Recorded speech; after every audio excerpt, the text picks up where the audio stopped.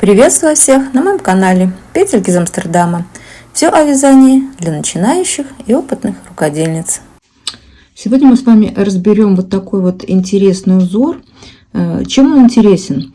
Вот мне нравится, когда ты вяжешь изделие, ты можешь спокойно вязать, не задумываясь. Когда очень сложный рисунок, то приходится напрягаться и устаешь. Вот такой рисунок, он вяжется очень легко, а смотрится, посмотрите, как красиво. Для летних изделий, да, какой-нибудь джемперок можно связать или топ-маечку, что угодно, да. Вот этот рисунок я нашла на джемпере, который был представлен на сайте итальянского бренда Max Mara. Вот сейчас я вам покажу эти фотографии этого джемпера, вы сможете посмотреть. И потом я вам расскажу, как вяжется сам узор. Вот смотрите, джемпер связан снизу вверх. Спицами можно вязать как поворотным вязанием, так и по кругу. И потом используется регланные линии, то есть реглан снизу. Но для тех, кто не владеет этим способом, можно вязать просто или со спущенным плечом, или можно просто без рукавов связать такую маечку. Все что угодно. Он вяжется очень легко, еще раз повторюсь, да, такой, значит, и ничего сложного в этом нет. Значит, вязала я вот этот образец, чтобы вы могли понять, что за пряжа, да. Я использовала вот такую вот пряжу.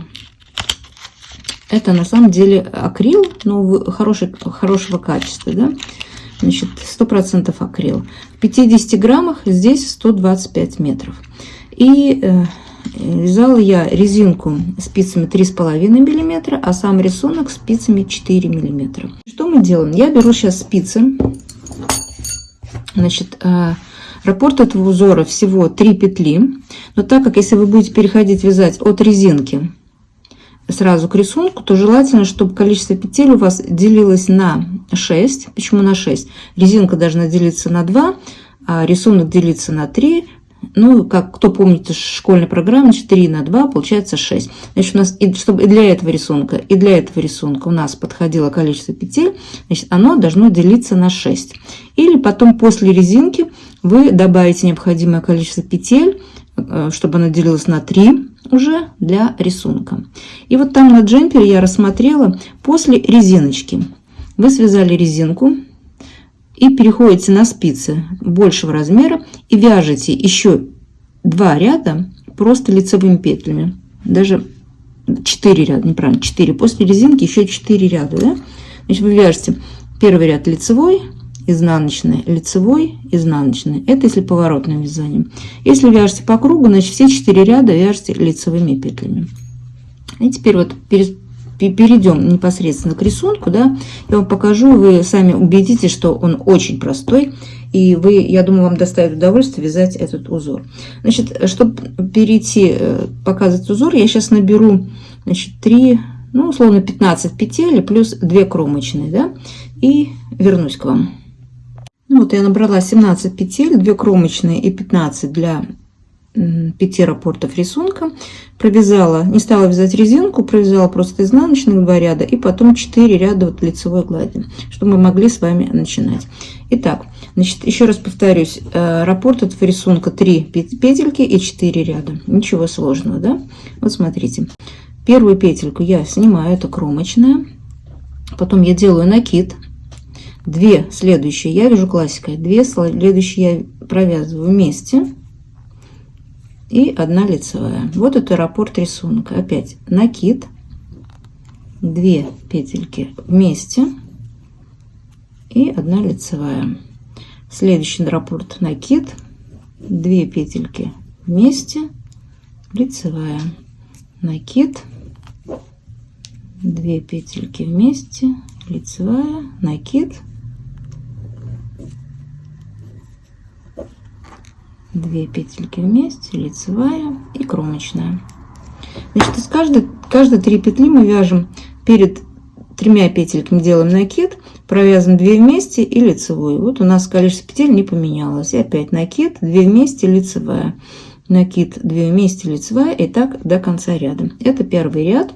Он вяжется одинаково как при поворотном, так и по кругу.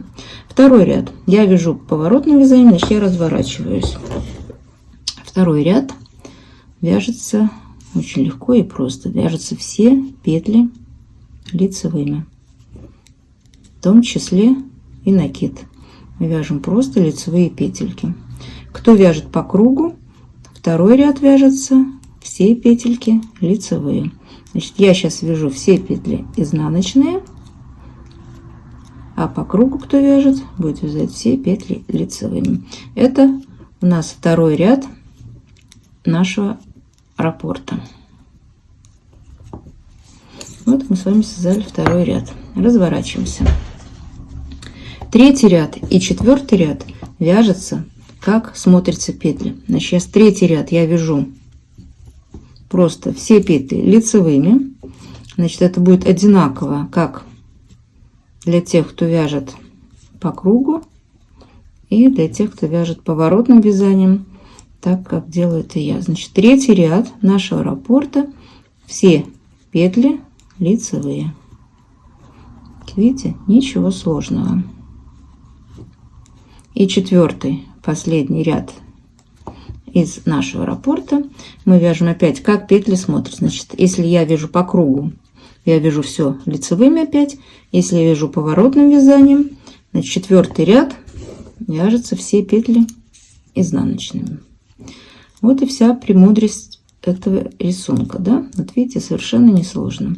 Сейчас мы довяжем четвертый, что у меня такое, четвертый ряд до конца, и вы увидите, что уже наш рисунок как бы начал проявляться.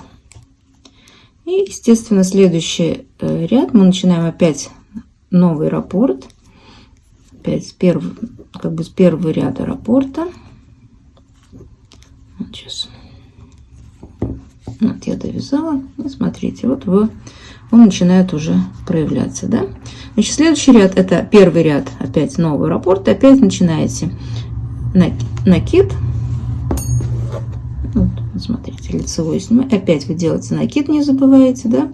2 вместе, лицевая, накид, 2 вместе и лицевая. И так до конца ряда, да? Вот смотрите, рисунок очень несложный, но, по-моему, смотрится он очень достойно, и любое летнее изделие можно этим узором связать. Ну вот, на сегодня все, что я хотела вам рассказать и чем хотела с вами поделиться. Надеюсь, этот узор попадет в вашу копилочку, и вы его используете еще этим летом. На сегодня все. Пока-пока. С вами была Светлана.